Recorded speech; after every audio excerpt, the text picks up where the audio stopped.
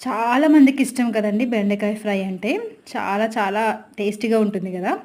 So, నాకు బెండకాయ fry చూసిన ప్రతిసారి ఒక స్టోరీ అయితే నాకు జరిగిన ఒక స్టోరీ అయితే గుర్తొస్తుంది. Which I want to share with you.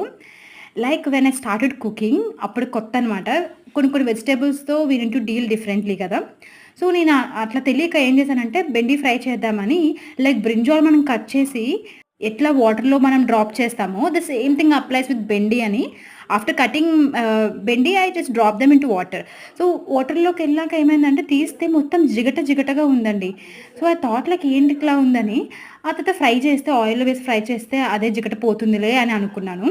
So, అలా చేస్తే ఇంకా జిగట జిగట అయిపోయింది. అస్సల అంటే అది బెండకాయ ఫ్రైలానే రాలేదు. ఇంకా జిగట జిగటగా ఉందేంట్రా బాబు అని నేను సతమతం అయిపోతుంటే లైక్ అది ఫ్రైలా లేదనమాట.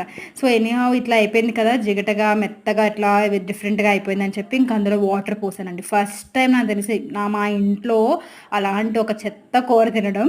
లైక్ అందులో వాటర్ వేసేసి అదొక డిఫరెంట్ కర్రీలా చేసాం. మా ఇంట్లో ఎప్పుడు బెండకాయని పులుసు పెడతాం లేదంటే ఫ్రై చేస్తాం. బట్ ఫస్ట్ టైమ్ నేను ఏదో కర్రీ చేశాననమాట.